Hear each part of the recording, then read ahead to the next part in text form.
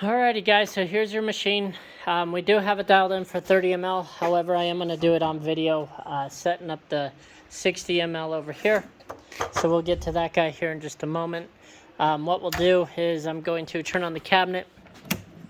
There's your guys' pumps. I'm going to turn on the laptop. This machine is going to come with a laptop. Normally they have that 10-inch screen, but Raspberries are hard to get right now. We normally have an operating system running on a Raspberry that runs it. Right now we're doing laptops, which some customers like anyway. So a lot of them upgrade to use their own laptop, so why not just use that? Alright, so that guy's going to boot up here. Make sure your green light's on here. Make sure your e-stop's not pushed down, unless you want to hit your e-stop. When you do hit your e-stop, you know it kills power, all that good stuff. Okay, when the laptop boots up, it's going to automatically boot up Firefox. It uses a local host inside the computer, a web server that kind of helps send codes to the controller inside. I'm going to go ahead and click home. When I do click home, it's going to go ahead and move the machine up. And I'm going to put it on pause real quick and kind of move this cabinet over and put the laptop in the middle. Alright, this way when I do stuff on here, you'll be able to see a little better here. Okay, so it's still going home. You can see everything's kind of moving. What I'm going to do is I'm going to open up the 30 ml program we made. Usually they're just always in downloads and then the file. I'm going to go ahead and click open. It loads everything up. This one I already preset, so if I do hit go to start location, you're going to see it's going to go to its start location. Nozzles are going to come down. The nozzles do come down slowly. The reason why is because if you load this program up after you haven't run it for a month, or operators, you just want to make sure there's enough time to hit the e-stop or something if the machine does start crashing. So there we go. All that looks pretty dang even. On the 30 mLs, these just kind of, you know, they're all right next to each other. But anyway, I'm going to go ahead and this one not waste too much time. If I hit cycle start, you'll see it fills.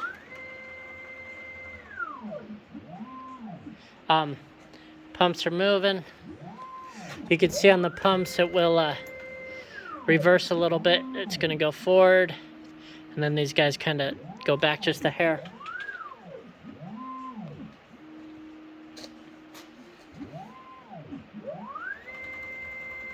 Alrighty, and to control your nozzle down distance, I have that at 30. Technically it should probably be 20. They do go down no further than you technically need. I'm going to just now hit save down here, and I'm just going to resave that guy. Replace. Okay, so that guy's saved. He's good to go. This is how that guy runs. I'm going to pause this video and go get that other tray. Okay, so here's the other tray. You can see they're bigger bottles, so if I put it in, I'm going to smash my nozzles. So I need to manually move those nozzles up a little bit.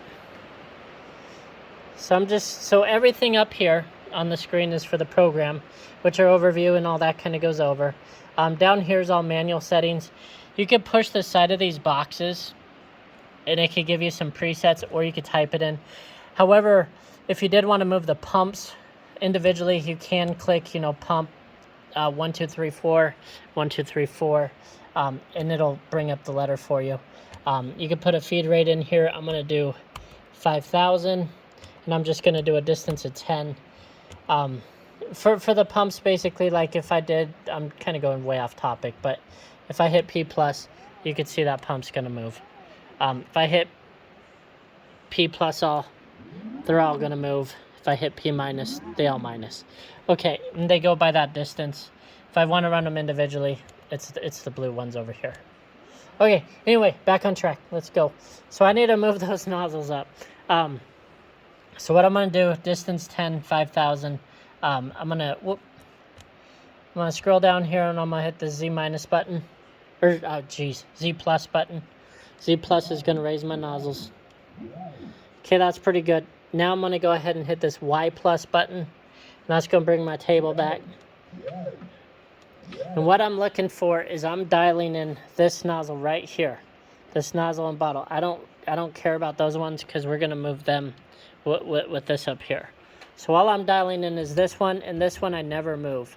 The first one I keep stationary for all trays because we're going to set a start location for it. So now that I'm getting kind of close, I'm going to put a distance of 1 just so I can peck it over.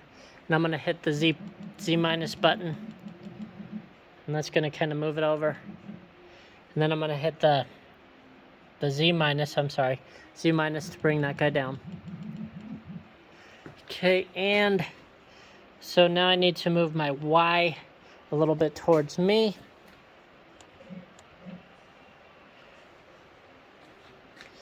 Look at that. So now I'm just a little off. I can, hit the Y plus or X plus just to kind of bring it over. Okay, now that I got that one pretty good, you can spend all day dialing these in. As long as you're close, you're good. Now what I'm going to do is unbrake these guys here and line them up by hand.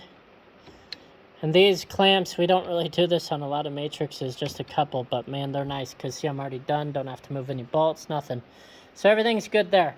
I haven't done this tray for probably a month, and I've done hundreds of trays before that, so I have absolutely no idea what the numbers are.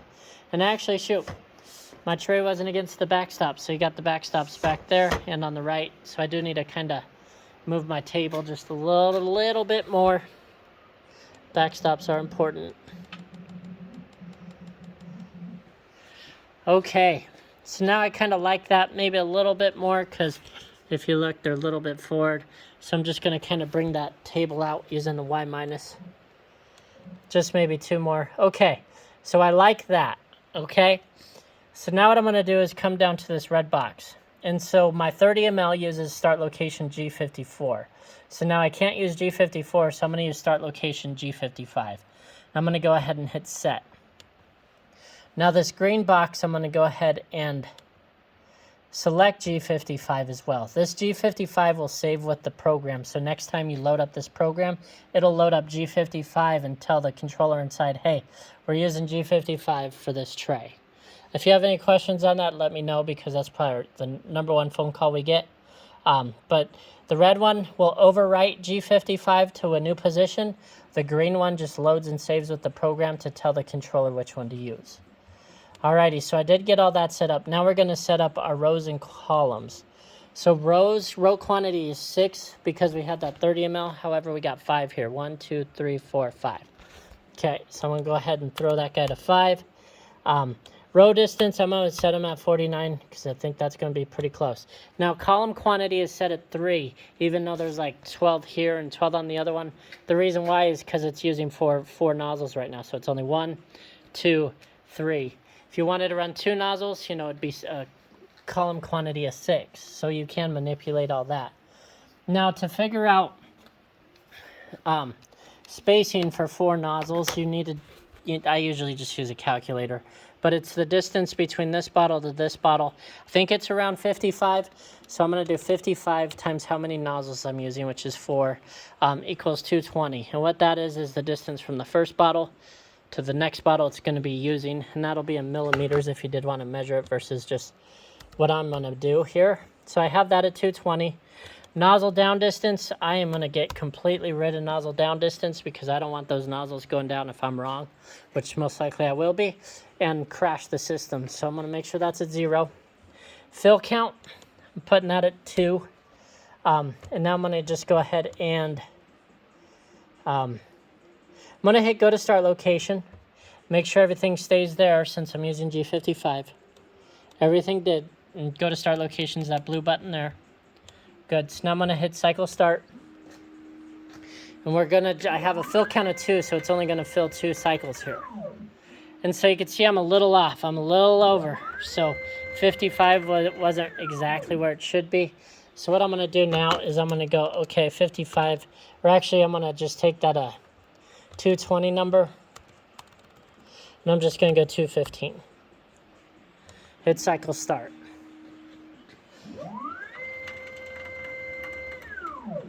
So that's more in the center. That's all looking pretty good. All that looks real good, actually. I'm going to now do a fill count of 4 or 3. I'm sorry. So we go all the way down the tray. And let's see if they all look pretty good all the way down the tray. Looks pretty good. This last one's really the one that'll let you know. Okay, so all that looked pretty good. It is actually a little bit further towards the back as we're running now. So what I'm gonna do is kind of adjust that start location, and I'm gonna bring the nozzles up just by a distance of 2. So now I'm gonna just do a Y+2. And what that did is kind of just bring the bottles back a little bit. I think that'll be better. And then I'm just gonna reconfigure this G55. Okay, and then hit go to start location. Nothing should move. Okay, so now what I'm gonna do is, because that 215 worked pretty good and these ribs look pretty even, I'm just gonna take that 215, divide that by 4. So my number is 5375. I'm gonna put that in for my row quantity, or row distance, I'm sorry. And then what I'm gonna do is do a fill count of 6. And let's just kind of see how this guy runs around. And this is kind of how we dial in machines and run it through its paces.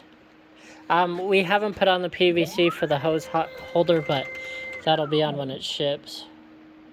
We do that and the feet last. So everything looks pretty good. All that looks even. I don't have all the bottles here, so what I'm going to do is, this is how we normally do it when we just get a couple bottles, is I'm going to run everything just up to make sure my columns are good. So what I'm going to do is put my column quantity to 1 and run it like this. And this way it's just going to run up the line. And I just kind of want to make sure everything looks good. Yeah, we're cruising. All right. So now, last thing we do just to run it through its paces is I'm going to do a nozzle down to 20, because that works pretty good on these. Column, I'm putting that back to 3. Fill count, you can count how many fills, but you could always just put like 100, and it's going to default to this. The only time the fill count, like if I'm dialing in my fill volume, okay, and you can see these in our how-to videos, but if I'm dialing in a fill volume, you just want your fill count to 1. So all you do is mess with these bottles, and then that's also how you prime it mostly, is just put your fill count to 1 and kind of run it. Make sure that's how the fill volume you want. If you want to change that, use your fill volumes here, pump 1, 2, 3, and 4. All right, but anyway, so I'm going to go 100. I'm going to make sure my rows are good, make sure my columns are good. I'm going to go ahead and save this one for you guys as 60 ml. And I always put the start LOC G55. Save. So now if I open like that 30 ml, just show you this real quick. That set start location, see how it changed to G54. And then our 60 ml, if I open that, that one changes to G55. That way it tells it which location we're using. I'm going to go ahead though and hit start cycle. And we're just going to run it here. Just make sure everything's good for y'all. That's how we dial them in every time. And make sure everything's working on the machine. Make sure all the pumps are going synced. We already checked them individually, so they're good there. And then so here, this is kind of what we do. I just randomly put bottles everywhere. Make sure they're not crooked. I always twist them in. And really the big one I look at, I don't really look at these much because I know they're all going to be pretty good. And you can see, you know, that one's, you can see some are, like that one I could move a little bit if I wanted to manually, but you know, it works. You could spend all afternoon dialing them in. This one's a little crooked. You can see if I moved it, you know.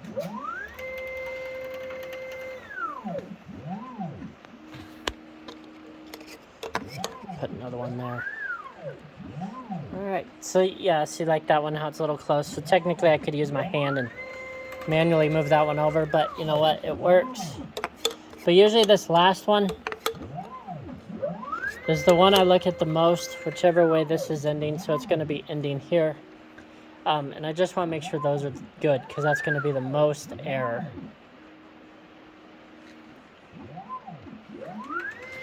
We also check the back of the machines, make sure you're not close to the limit switches. And moment of truth. Looks pretty dang good. Alrighty, hopefully this video was good and didn't bore you guys too much, but that is how we dial in machines. We also have videos on it on the manual. Scroll down to the how-to video section, and you'll see this all over with different bottles. But this is how we dialed in y'all's machine. If you got questions on it, let me know.